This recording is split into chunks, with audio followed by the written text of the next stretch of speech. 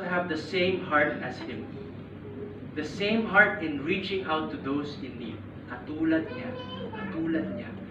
The longer you walk with the Lord, malalaman yung genuine yung pagsunod nyo sa Kanya. Kung yung puso nyo nagbe-break din for those that are in need.